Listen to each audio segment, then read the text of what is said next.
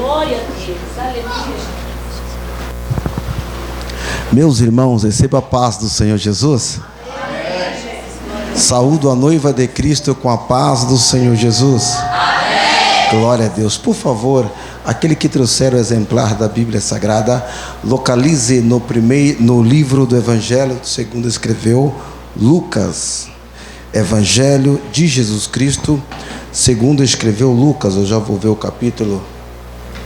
Aleluia, Deus. Capítulo de número 4, versículo de número 16. Se os irmãos quiserem tomar os assentos, pode tomar os assentos, viu? Pode ficar sentado.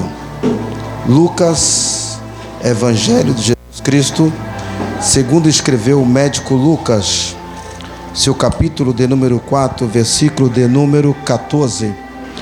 Enquanto você procura, irmãos, eu quero aproveitar essa rica oportunidade. Pode assentar, pode tomar os assentos, que eu quero fazer os meus agradecimentos. Primeiro, eu quero aproveitar essa rica oportunidade para agradecer a Deus pelo dia que Ele me chamou na graça, me tirando do mundo do pecado, me fazendo herdeiro das suas promessas santas.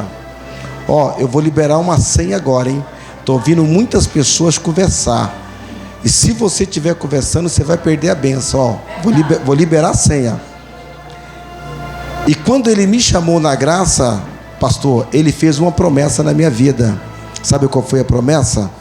Que se eu permanecer firme e fiel a Ele, até o meu último dia, eu hei de herdar a coroa da vida eterna. Eu acho que 3 pessoas pegaram a senha. Ele não me prometeu carro, não me prometeu dinheiro, não prometeu prata, não prometeu ouro, não prometeu casamento, mulher bonita, nada disso. Ele me prometeu a coroa em glória no céu. Mas eu subindo ao monte orando, eu falei: Deus, eu preciso de algumas coisas para mim. Tenho vontade de viajar, tenho vontade de pregar, tenho vontade de usufruir do que é direito de nós cristãos, aonde Deus disse lá para Adão, Eclesiastes capítulo 9. E sabe o que Deus falou? Para quem pegou a senha, buscai primeiro o reino de... e as demais coisas vos serão acrescentadas. E sabe o que eu descobri? Que enquanto eu estiver fazendo a vontade do Senhor, não precisa de eu correr atrás de bênção. As bênçãos vão correr atrás de você. Eu vejo os pregadores dizendo: recebe, toma, Deus está te dando, e passa ano e passa ano e ano, e a pessoa continua do mesmo. Aonde estão essas bênçãos então? Se eu fosse juntar na minha casa o tanto de carro que eu já recebi, o tanto de emprego, o tanto de dinheiro, o tanto de viagem que eu já recebi, não é que eu não acredito, é que parece que vai pelo vento. Mas se você, a minha Bíblia diz, se você buscar primeiro o reino de Deus, isso começa lá em 28 de Deuteronômio, aonde você pôr a planta dos teus pés, abençoado será. A terra não é sua, mas você vai passar a ter posse daquela terra. Quando estão entendendo, diga glória a Deus. Eu glorifico a Deus, porque eu não sou merecedor da beneficência e benevolência que o Senhor tem feito por mim. Mas eu descobri que não é pelo merecimento que nós somos abençoados, mas por divina graça de Deus. Amém? Seria eu ingrato a Deus se não glorificasse a Deus pela vida da pastora Cristina. Deus continue te abençoando, pastora, te dando longanimidade, sabedoria. A mesma coisa que eu disse ontem, primeiramente para conduzir a tua família a chegar ao céu, depois a igreja de Deus. Espera aí, pregador, você falou primeira família. Olhe para cá. Quantos aqui sabiam que a família vem em primeiro lugar no nosso ministério? Menos da metade, né? A família vem em primeiro lugar no nosso ministério. Nenhum ministério é superior à família. Me ajude aqui. O que vem primeiro numa casa? O alicerce ou o telhado? E aquilo que se vem primeiro se torna como base, tá certo? O que vem primeiro, o ministério ou o casamento? Então, o casamento é a base de um ministério. A família é projeto e constituído por Deus. Ministério é apenas constituição de Deus. Nenhum casamento está estruturado na família, mas todo ministério está. Nenhum ministério está estruturado, nenhum casamento é estruturado na família, ou melhor dizendo, nenhum casamento está estruturado no ministério, mas todo ministério está estruturado na... Vamos para a Bíblia? Vamos para a Bíblia? Olha o que Paulo vai dizer na sua carta aos Coríntios, capítulo 7, versículo 33 ao 35, que aos solteiros cuidem da obra do... mas aos casados cuidem... Espera aí, pregador, agora ficou difícil. Quantos gostam de Bíblia aqui? Para quem gosta de Bíblia, hoje nós vamos ter Bíblia. Eu sou casada, sou casado, e eu tenho ministério. E vou deixar meu ministério de lado? Não, segure aí. O mesmo Paulo, ele vai dizer na sua carta a Timóteo, capítulo 3, versículo 5, dizendo: se o homem ou a mulher não consegue governar a tua casa, quem dirá vai conseguir governar a casa de... Então aonde começa o meu ministério? Começa dentro da minha casa. Escute, deixa eu liberar uma palavra profética para você. Se a tua família for mal, se o teu casamento for mal, os teus filhos vão mal, teu ministério vai mal, tua pregação vai mal, tua missão vai mal, tua vida sentimental vai mal, glória a Deus, eu amo a tua palavra, teu pastoreado vai mal. Mas deixa eu liberar uma palavra profética para você. Levante a mão. Mas se o teu casamento for bem, se a tua família for bem, teu ministério vai bem, teu pastoreado vai bem, a tua pregação vai bem, o teu louvor vai bem, a tua missão vai bem, teus filhos vai bem, teu trabalho vai bem. Aleluia. Todo o teu trabalho, tudo vai bem na tua vida, e o diabo não vai conseguir destruir o maior projeto de Deus sobre a vida humana. Eu vim profetizar para quem tem desejo de ser feliz e para quem coloca o maior projeto de Deus acima de tudo. Escute, nenhum sucesso na vida humana, nenhum sucesso ministerial, nenhum sucesso nem na mídia, televisão, Facebook, trabalho profissional, pregar em Gideões, nenhum sucesso justifica o fracasso de um casamento. Isso é Bíblia, é Bíblia. Todos que Deus abençoou foi em outrora da família. Abraão, eu vou te separar, você vai ser pai de uma grande nação. Abraão representa todas as famílias. Deus novamente, ele luta pela família. Quem foi? Noé. Noé, prega o arrependimento, porque eu vou destruir a terra. Noé não conseguiu ganhar uma alma para Deus, mas ele conseguiu salvar a tua família. Após o dilúvio, ele usufruiu com a tua família. Sabe qual foi a primeira coisa, a última frase que Josué falou antes dele colocar o pé na terra prometida? Quem lembra? Me ajuda aí. Quando ele viu a terra prometida, ele foi colocar o pé nela. Sabe o que ele disse? Josué capítulo número 24, versículo número 16: eu e a minha casa serviremos ao Senhor neste lugar. Paulo, quando ele anunciou o evangelho para o carcereiro lá dentro, olha o que o carcereiro falou: eu quero aceitar esse Jesus como Salvador. O que eu faço para salvar a minha alma? Olha o que Paulo vai dizer: crer no Senhor Jesus e será salvo, tu e a tua família.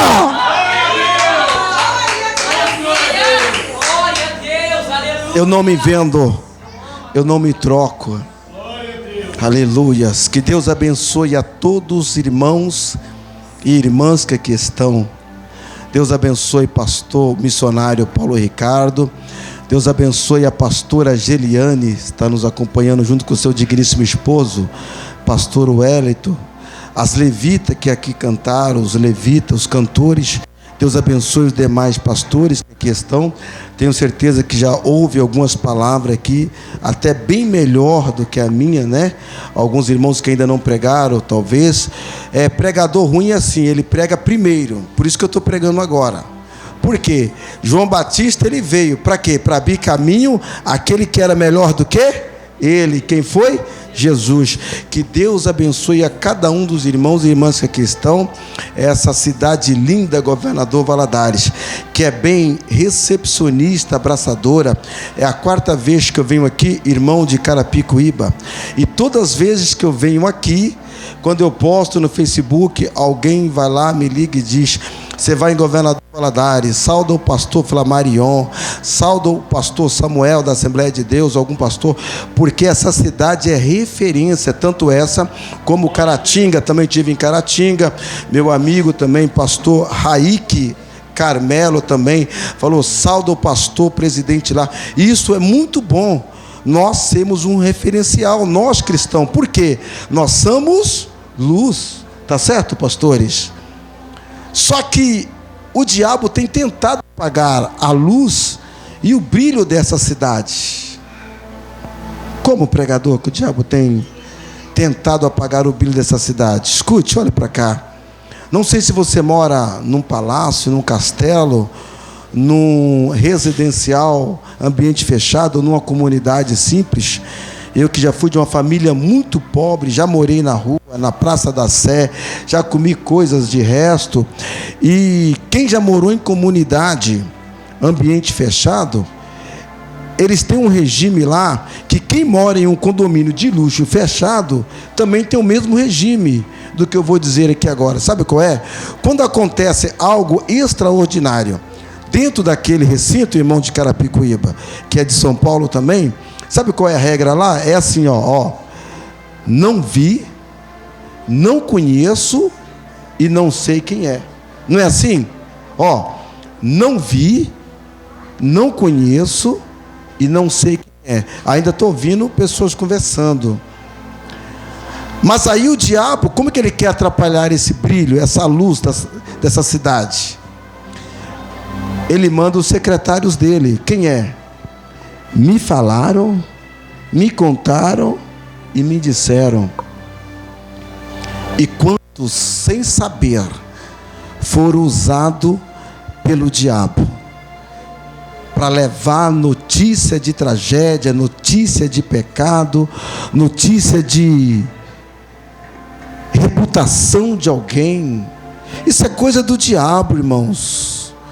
Paulo, ele vai chegar lá em Atos dos Apóstolos, capítulo 16, ele vai ver que uma das igrejas estava em contenda, 16 ou 17, e ele vai chamar alguém que estava fazendo isso, sabe de quê? Filho do diabo. Livro de Provérbios, capítulo número 6, a partir do versículo 12, lá está escrito: há 6 coisas que Deus aborrece, mas a 7ª ele abomina, vomita. O que é? A língua que semeia contenda, que profana o mal, que você fala mal do teu irmão. Isso é coisa do diabo, irmãos. O que Deus ensinou para nós, para mim, ver o irmão em erro. Olha o que Tiago vai dizer: aquele que vê teu irmão em erro e não ajuda, comete. A Bíblia diz que é lícito que o escândalo vem, mas se a pessoa errar e ele se humilhar, ficar entre ele e Deus, amém. Mas sai daquele por quem vier o escândalo. O escândalo maior é de quem coloca o nome de alguém lá. Nem Davi suportou a calúnia. A calúnia, a fofoca, ela mata a alma, os ossos. Isso aqui é de Deus, gente. Eu vejo tantas pessoas entregando, recebe. E eu vejo o inimigo não brincando de ser diabo e levando muitos crentes pela correnteza. Desperta, igreja. Desperta, igreja. Desperta. Nós somos luz. Nós somos a diferença. Uma vez que nós manchamos a nossa reputação, ou alguém mancha, Para nós se levantarmos é difícil. Que Deus abençoe a todos vocês, amém? A pastora, mais uma vez, por nos confiar a tribuna para trazer essa mensagem, responsabilidade desta amém? Os irmãos têm água aí? Todos acharam? Livro Evangelho de Jesus Cristo, segundo escreveu Lucas, seu capítulo de número 4, versículo de número 14, que diz assim: Jesus é expulso de Nazaré. Então, pela virtude do Espírito Santo, voltou Jesus para a Galileia, e a sua fama correu por toda a terra e em derredor, e ensinava nas suas sinagogas, e por todo era louvado. E chegando a Nazaré, onde fora criado, entrou num dia de sábado, segundo o seu costume, na sinagoga, e levantou-se para ler. Repete comigo: e levantou-se para ler. E foi-lhe dado o livro do profeta Isaías. E quando abriu o livro, achou o lugar em que estava escrito: o Espírito do Senhor é sobre mim, pois que me ungiu para evangelizar aos pobres, enviou-me a curar os quebrantados de coração, a pregoar liberdade aos cativos e dar vista aos cegos, e pôr em liberdade os oprimidos, e anunciar o ano aceitável do Senhor. E cerrando o livro e tomando-o, dar ao ministro, assentou-se. Os olhos de todos na sinagoga estavam fitos neles. Então começou a dizer-lhe: hoje lhe cumpriu esta escritura em vossos ouvidos. E todos lhe davam testemunho e se maravilhavam da palavra da graça que saía da sua boca, e dizia: não é este o filho de José? Versículo de número 29. E levantando-se, expulsaram da cidade. Olha só, Jesus foi expulso da cidade, e o levaram até o cume do monte, e eis que a cidade deles estava edificada para dali o precipitarem. Ele, porém, passando pelo meio deles, retirou-se e desceu a Cafarnaum, cidade da Galileia. E os que ensinava ao sábado e admiravam a sua doutrina, porque a sua palavra era com autoridade. Amém? Podei tomar os vossos assentos, dando glória a Deus. Eu prometo não ser muito vivo, mas prometo fazer aquilo que Deus colocar ao nosso coração. Amém? Estamos diante de um texto aonde não começa a preparação de Jesus, mas aonde começa o ministério de Jesus. Jesus, ele nasce em Belém de Judá. Seus pais, Iosef, Maria e José, eles precisam fugir com o menino para o Egito, para o menino não ser morto pelo rei Herodes. Porque o rei Herodes, ao saber que o rei mandaria matar todas as crianças abaixo de 2 anos, porque o rei Herodes, este era o primeiro tetrapleca, ele não queria perder o seu trono. A primeira revelação desta palavra, vamos lá, me ajude aqui. A ordem de Deus é: pegue o menino e fuja para o Egito, para o menino não ser morto. Peraí, não entendi. Porque o rei Herodes queria matar todas crianças. Peraí, nós estamos diante de da maior promessa de Deus, tá certo? Se era a maior promessa de Deus, essa promessa precisa ser cumprida.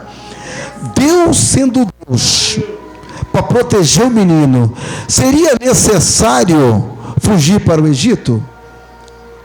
E por que Deus mandou que o menino fugisse? Herodes era maior do que Deus? Sendo que Deus, no capítulo 3, a promessa de Deus é: da semente da mulher nasceria um que iria esmagar a cabeça da... Aí Herodes, ao saber que o menino iria nascer, ele é enviado do diabo. Por quê? Essa promessa que Deus fez, este desafio foi contra o diabo, porque Herodes não existia lá ainda no jardim do Éden, quando veio o pecado na terra.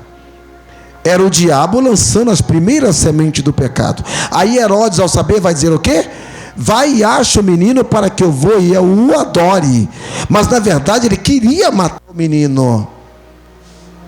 Eu tive que subir ao monte para entender isso aqui. Eu tive que subir ao monte, orar muito, para que Deus possa me revelar isso aqui. Agora entende. Maria e José fogem para o Egito.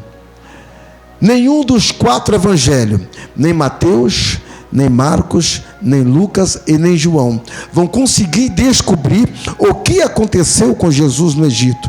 Nenhum historiadores, nenhum teólogo, ninguém vai descobrir o que aconteceu com Jesus lá no Egito. Porém, Jesus aparece aos 12 anos de idade, no meio dos doutores da lei, quando eles estão no seminário, no congresso. Quem eram os doutores da lei? Seriam os fariseus, os escribas, os juízes, seriam os principados da sinagoga. Por quê? Para ser um sacerdote, um doutor da lei, um escriba, deveria saber ao menos 70% dos 5 primeiros livros da Bíblia, que é chamado de Pentateuco. Qual era? Bereshit, Shemot, Vayakirá, Bamidbar e Devarim, que são os 5 primeiros livros da Bíblia, em hebraico, eles deveriam saber.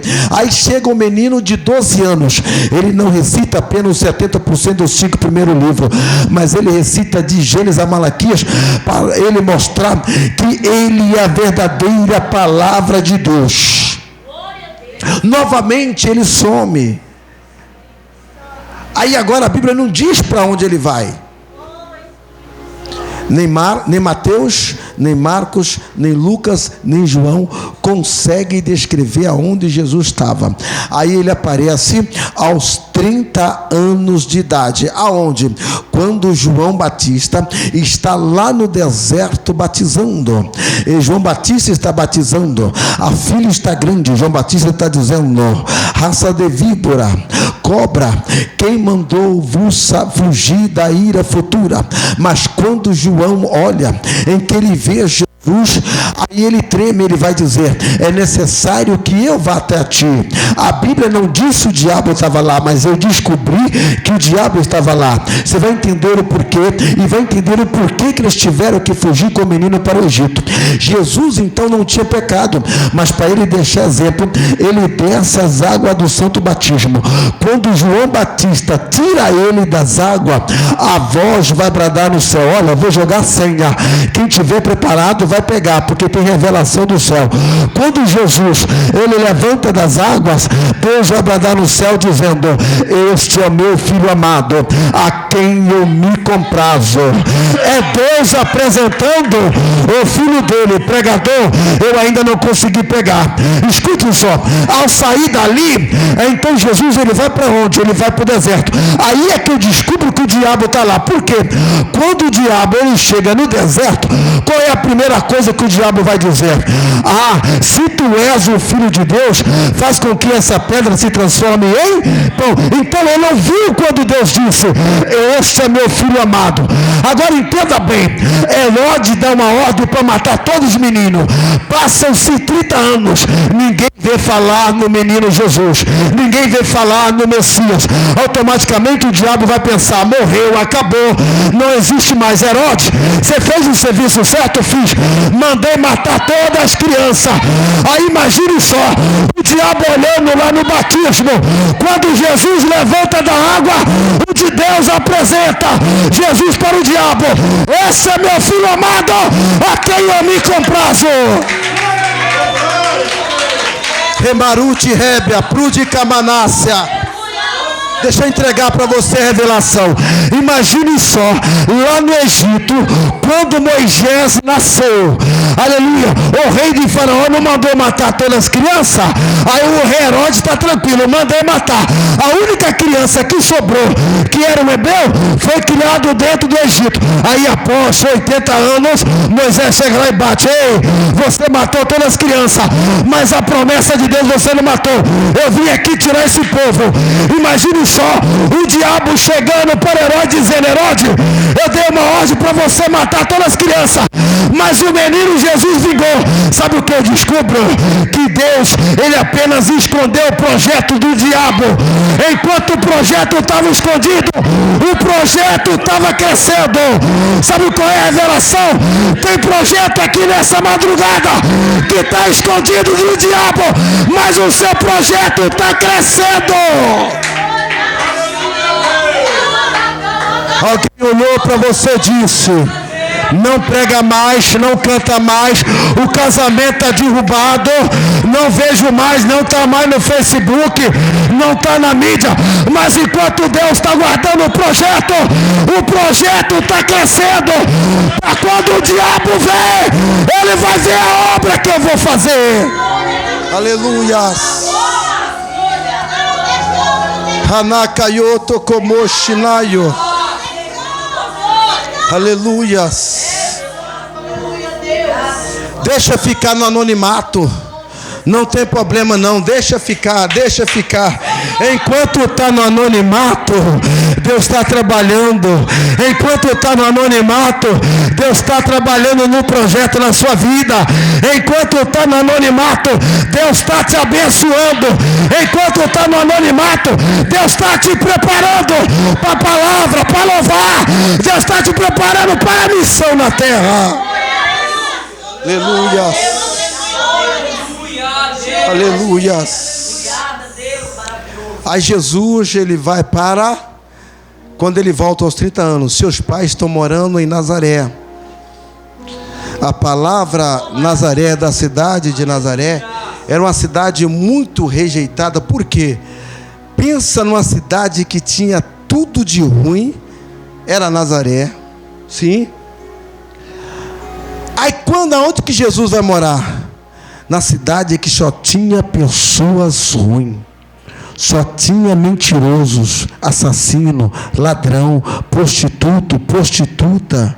E quem é primeiro que vê Jesus? André. Quem é o outro que vê Jesus? Filipe. Quando André vê Jesus, aí André se empolga. Isso está no capítulo 1 do Evangelho de Jesus Cristo, segundo escreveu João, versículo de número 41. Quando André se empolga, ele vai correndo, chamar quem? Seu irmão Pedro. Que ainda não chamava Pedro, chamava Simão. Quando ele chega lá, ele vai dizer: Simão, vem correndo que eu vou te apresentar aquele que se cumpriu a palavra da boca do profeta Isaías, o Messias. E ele vai. Quando Filipe vê Jesus, também não é diferente. Ele se empolga e vai correndo chamar quem? Seu melhor amigo Natanael. Natanael, adivinha quem eu vi? Aquele que se cumpriu a profecia da boca do profeta Isaías. Quando Natanael ouve isso, o que ele vai dizer? Mas porventura poderá vir coisas boas de Nazaré? Aí ele vai dizer assim: não.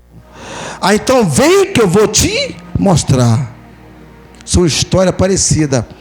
Quando André chega até Jesus e apresenta Simão para Jesus, antes de um dos dois falar alguma coisa, olha o que Jesus vai dizer: eu sei que tu és Simão, tu és filho de Jonas, mas a partir de agora você não chamará Simão, você chamará Cefas, que traduzido quer dizer Pedro. Quando Filipe apresenta Natanael para Jesus, ou antes dele apresentar, Jesus vai dizer: pode parar, eu sei que você é Natanael. Aí Natanael vai perguntar para Filipe: mas quem falou meu nome para ele? Aí Filipe vai dizer: eu não disse. Aí Jesus vai dizer assim: eu vi quando você estava debaixo da figueira. Peraí. Mas ninguém sabia que estava debaixo da figueira. Nem o meu melhor amigo. Escute. Nós começamos a dizer que o rei Herodes mandou matar todas as crianças. Vamos lá. A idade que Natanael tinha era a mesma idade de Jesus. A idade que João Batista tinha também era a mesma idade de Jesus. Então o rei Herodes mandou matar quase todas as crianças, nem todas, porque ele olhou, pastora, e ele viu algumas possibilidades, algumas pessoas que não tinha como ser o Messias. Então ele olhava e dizia: esse não vai ser o Messias. Mas tinha mãe que se esconderam os filhos, para os filhos não morrer. Quando Jesus olha para Natanael, ele está dizendo: eu vi quando você estava debaixo da figueira. Sabe que Jesus estava dizendo que ele nasceu junto na mesma época de Jesus. E Natanael, para não ser morto, a mãe dele colocou ele debaixo da figueira. É um segredo que ninguém sabia. Aí, imagine Natanael coçando a cabeça: mas como é que é, profeta? Eu vi quando você estava debaixo da figueira. Eu vi quando a tua mãe colocou você lá. Eu vi quando as formigas foram para te morder, mas era eu que estava te protegendo. Eu vi quando você chorou e Herodes foi para te matar, mas eu te protegi. Eu vi quando tua mãe não podia te pegar você, mas a minha mão estava estendida para você. Ninguém sabe, mas eu vi quando você estava lá debaixo da figueira. Imagine só quando Jesus está profetizando para Pedro, dizendo para ele: o teu nome é Simão, mas você é filho de Jonas, mas você agora chamará Cefa. Sabe o que Jesus está dizendo?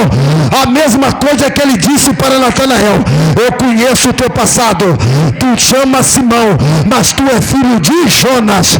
Eu conheço o teu presente, mas você agora não chamará Simão, mas você chamará Cefa, que quer dizer Pedro. Sabe o que Jesus está dizendo? Eu conheço o teu passado, eu te guardei o teu passado, conheço o teu presente. É eu que te trouxe aqui nessa madrugada e já projetei, e estou projetando o teu futuro para o ano de 2020. Aleluia. Remaruti Rébia, Prudica Manácia, Deforque de Eminência, Ramushi Hanaio de Contessuia. Ei, eu sei, quando você acordou pela madrugada, todo mundo da tua casa estava dormindo, a solidão te bateu, você estava dentro de uma casa confinado, cheia da tua família, mas você parece que sentia sozinha. Uma força te chamava para você orar, você não conseguia, era o meu espírito te chamando para orar, mas eu vi quando as lágrimas desceram, eu vi quando você andou na rua falando comigo. Aleluia. Tem alguém dizendo: mas está difícil, pregador, porque na minha casa só eu sirvo a Deus, na minha casa só eu sozinha. É mentira do diabo, porque você não está sozinha, porque quando você pegou a Bíblia e veio para a igreja, para essa madrugada adorar meu nome, sabe o que eu falei? Toma, diabo, toma, inferno, sai da frente, porque hoje tem glória, hoje tem milagre. Eu vou de mão dada com a minha filha. Aleluia. Aleluia. Boatsa, Revolute, Maio, de Calabaio, de Calassuia, de Calaância dócia, de Forgue de Eminência. Aleluia. Eu conheço o teu espaço na terra.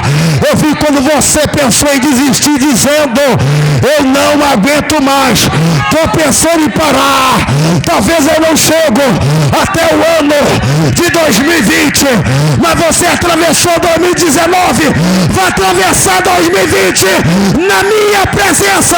Sabe por quê? Porque eu não vim para os fortes. Olha o que Paulo vai dizer: é quando eu estou fraco, quando eu estou forte, que eu penso que eu sou crente demais, é que a ficha cai.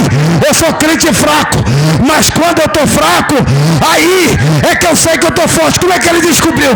Ele estava em fraqueza. Deus apareceu para ele dizendo: Paulo, eu sou Deus que eu opero na tua fraqueza. Mas e aí, Deus? Eu continuo fraco, eu continuo errante, eu continuo cheio de fraqueza. Olha o que Deus vai dizer: mas eu, aleluia, aperfeiçoo na tua fraqueza. Aí o diabo foi até você e vai dizer: mas ela é fraca, Deus, mas ele é fraco, errou ontem, errou semana passada, vai errar de novo, aleluia, vai abençoar. Olha o que Deus vai dizer: eu não só vou abençoar, mas como vou derramar graça na minha igreja também. Por quê? Porque eu amo o que me ama, eu abençoo os que de madrugada me buscam. Eu vim pregar para quente que deixaram a tua casa, os seus afazeres, e veio adorar o meu nome. Aleluia. Anaio. Aleluias. Aleluias.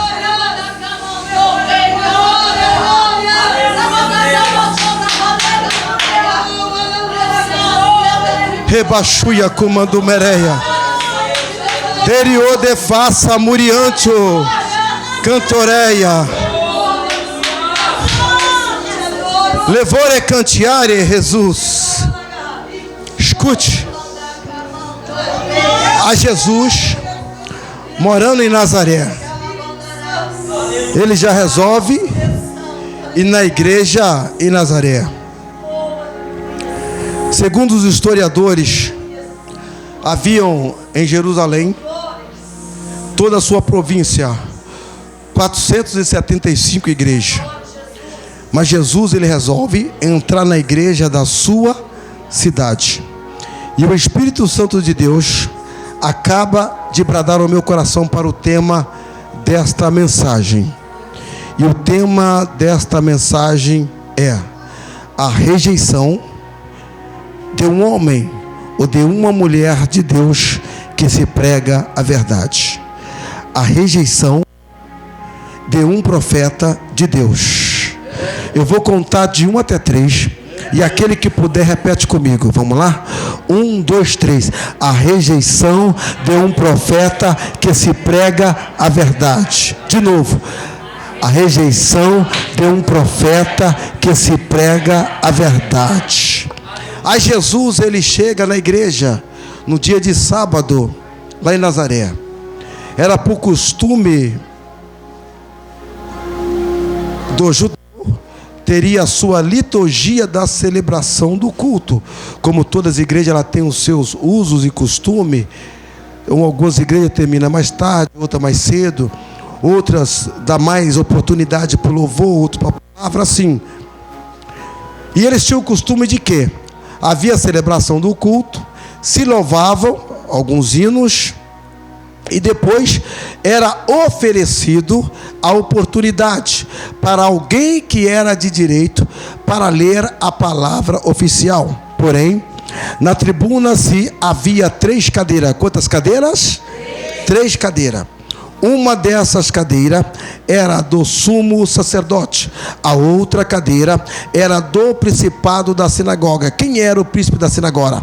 Era aquele que era o responsável, que escalava os pregadores, escalava os cantores nas igrejas. Por exemplo, Jairo era um dos príncipes da sinagoga. Ele era um dos responsáveis pela celebração dos cultos. E a outra cadeira do meio, essa cadeira era reservada a quem? Ela tinha um título que era de Moisés, e ela estava reservada para quando o Messias viesse, ele sentasse nela. Porém, quando é lhe dado a oportunidade para ler a palavra oficial, quem que vai levantar para ler a palavra oficial? Jesus de Nazaré. Quando Jesus levanta, ele abre a Bíblia. A única palavra que não poderia ser lido seria no capítulo Isaías de número 61. Mas porém Jesus, ele abre em Isaías 61 e ele vai ler: porque o Senhor Deus me ungiu para pregar boas novas aos mansos e proclamar a liberdade aos contritos de coração e abertura de prisão aos presos, ao ano aceitáveis no dia da sua salvação e abertura de visão aos cegos. Jesus então ele fecha o livro. Aí quando Jesus lê, alguns crentes que estavam lá, alguns fariseus começam a se olhar para o outro dizendo, mas não é época de ler este livro. Aí outros vai dizer, mas ele é o Messias. Outro vai dizer, mas quem garante se ele realmente é o Messias? Porque eles não estavam acreditando que Jesus era o Messias. E aquela cadeira que estava reservada para ele, Jesus ele fecha o livro e ele senta na cadeira que para ele e para nós era dele, porque nós conhecemos a história. Talvez se muitos de nós estivessem lá, talvez não acreditaria. E quando Jesus senta na cadeira, todos começam a olhar. Aí Jesus ele fica alguns segundinhos, alguns minutos na cadeira, e de repente ele levanta e ele começa a pregar a sua leitura. Escute bem. O povo, ele estava esperando o Messias, sim. Eles acreditavam numa profecia que vinha se cumprindo da boca de Isaías, aproximadamente entre 680 a 704 anos atrás. Porém, quando ele na Nova Jerusalém, ou na Novo Reino de Judá, no Novo Testamento, Brit Hadashah, em uma época difícil, em que ele, o imperador de Roma, quem era? Júlio César Augusto, junto com o Messiano, invade Judá. E o que ele vai fazer? Ele vai implorar e pegar o povo, obrigar a eles a pagar o imposto, a pagar o tributo. Então ele se revolta. É o caos político em Jerusalém, é o caos político em Judá. Então o que eles estão pensando? O Messias vai vir, ele vai resolver o problema político, ele vai resolver o nosso problema. O Messias vai vir e ele vai dar aquilo que eu preciso, vai dar aquilo que eu quero. Eu tenho uma coisa para dizer para você. Não sei se você prestou atenção, mas quando eu glorifiquei a Deus, Deus não me prometeu carro, ele não me prometeu casa, ele não prometeu dinheiro, ele não me prometeu prata, ele não me prometeu vida boa. A minha Bíblia diz o contrário. João Batista, na sua pregação, ele vai dizer assim: o céu é tomado à força. Eu estava uma vez no grupo aqui de Governador Valadares, eu acho que o missionário Paulo estava nesse grupo, e uma das pessoas falou a favor de um pregador de muito renome aqui na cidade, dizendo que o nome dele está na frente de todos os políticos aqui, que se ele candidatar ele ganha, o nome dele é mais reconhecido. Aí eu entrei na hora e disse assim: ei, a preocupação de um crente não é para o nome estar no status aqui no país, mas o nome tem que estar no livro da vida. Aí ele disse assim: ei, mas o nome dele já está no livro da vida. Eu falei assim: meu filho, peraí, a salvação é conquistada à força. A minha Bíblia diz que estreita é a porta que leva ao céu. Se estreita é a porta que leva ao céu, então entra mais gente no inferno do que no céu. João Batista, na sua pregação, vai dizer que o céu é tomado à força. Jesus vai dizer em João capítulo 16, versículo de número 33, aleluia: no mundo tereis luta e aflições, mas tem de ânimo, porque eu sofri e eu venci o mundo. Aí está todo mundo esperando que Jesus iria vir e fazer a vontade dele. Eu vou na igreja hoje, que Deus vai falar para mim do casamento. Eu vou na igreja hoje, que Deus vai falar do meu carro. Eu vou na igreja hoje, que Deus vai falar da minha prestação. Eu vou falar na igreja hoje que o marido foi embora para ver se ele vai voltar, que a mulher foi embora para ver se ela vai voltar, para ver que roupa eu vou vestir no final do ano. Aí vem buscar a palavra. Ei, mas se você quer ouvir Deus, eu tenho uma palavra para você. Deus, ele não vai falar aquilo que eu quero, Deus não vai me dar aquilo que eu quero. Então o que ele vai me dar, pregador? Ele vai me dar aquilo que eu preciso. Aleluias. O povo estava esperando Jesus que iria resolver o problema político dele. Escute, Deus nunca teve preocupado com política. Deus nunca teve preocupado com prefeito, vereador, quem vai ganhar, quem está na frente com o presidente. Deixa eu te dizer algo. O pior problema, aleluia, caótico, monarco que a Bíblia viveu, foi na época em que o povo de Israel não tinha rei, em que Deus falou, ainda não é época de rei, aí é problema político. Sabe por que Deus falou que não era época de rei? Mas o povo falou assim, mas nós queremos Saul. Sabe por quê? Porque o reino estava dividido, pastora, e Deus queria unir o povo. Quando Deus queria unir o povo, Saul não tinha preparação espiritual para unir o povo na terra. Aí Deus diz, já que vocês querem o rei, então eu vou levantar o rei. Deixa eu te provar isso. Após Saul, vem Davi. Após Davi, vem Salomão. Após Salomão, vem Roboão. Roboão recebe conselhos estranhos de quem? De Roboão, que era o rei de Samaria. O que o reino vem fazer? A se dividir. Imagine agora, todo o trabalho que Deus tem para unir a nação na terra, o homem vai desunir. Eu quero até fazer algo aqui agora, que o Espírito Santo está mandando. Você que pode, dá a mão para o teu irmão, dá a mão para o irmão do lado, dá a mão, dá a mão. Liberta as rebeliões, não fosse.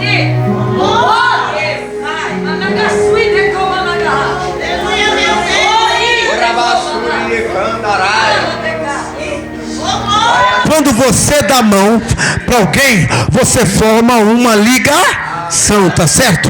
Quando você forma uma ligação, você se forma uma união.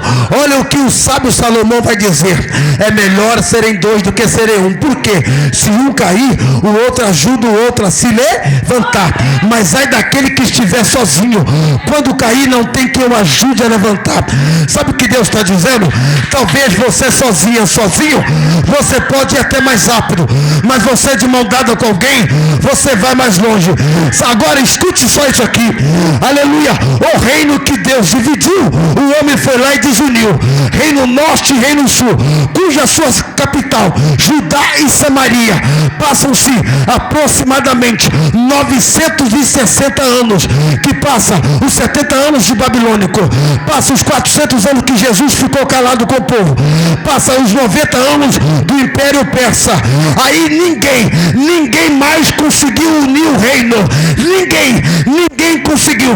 Foi necessário Deus enviar o Filho dele, Jesus Cristo, na terra. E olha o que Jesus vai dizer: é necessário eu passar por Samaria para evangelizar uma mulher samaritana, e ela virá missionária, levar o evangelho para Samaria, para unir aquela província. Sabe o que Deus está dizendo? Aleluia. Imagine só todos esse ministério de mão dada orando. Imagine só todas as irmãs do ciclo de oração orando. Imagine só esses dois valentes de Deus de mão dada orando, esses dois casal de mão dada orando. Sabe o que Deus está dizendo? Aleluia. Um reino subdividido, ele não ganha batalha, mas uma igreja de mão dada orando a Deus, não há inferno que pode com essa igreja. Aleluias, aleluias. Ei, escute, Tiago vai dizer: a oração de um justo, ela faz muito a seus efeitos. Se a oração de um justo faz muito a seus efeitos, então eu descubro que tem força maior do que a oração do justo. O que é, pregador? É toda essa igreja de mão dada orando. Se tem uma coisa que o diabo tem medo, não é de quem prega bonito, porque o diabo conhece a Bíblia de Gênesis, Apocalipse. Se tem uma coisa que o diabo tem medo, não é de quem tem anel no dedo e teologia, não é de quem canta bem. Aqui quando eu canto, a minha voz é ungida. Que isso? O diabo era regente do coral lá no céu. É de que o diabo tem medo? É de quem dá profecia? Para com isso. O diabo nunca tem medo de quem entrega a profecia, mas o diabo tem medo é de quando você prostra o joelho no chão e você fala com Deus. Aleluia. A oração ainda é a única coisa, a única ligação que nos dá intimidade com Deus.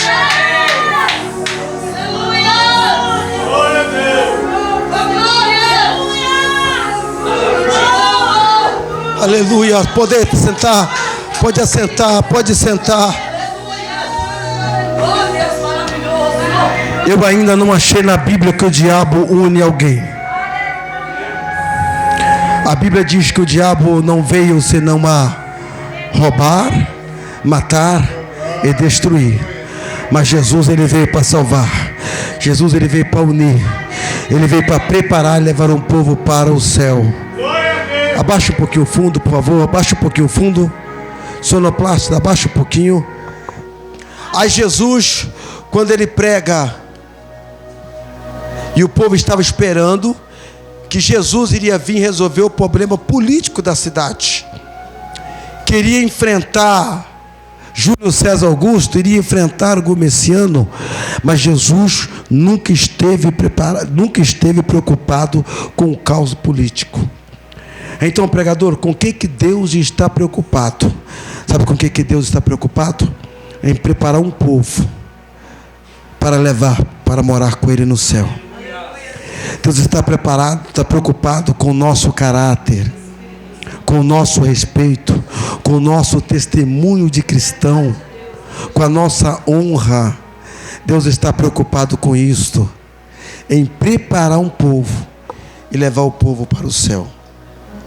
E quando Jesus então ele prega, senta na cadeira e termina a sua participação, em que Jesus entrega o microfone, o povo vai olhar e vai dizer: mas quem é este? Aí alguém vai dizer: mas este é o filho de José, ele é meu vizinho, ele mora perto da minha casa.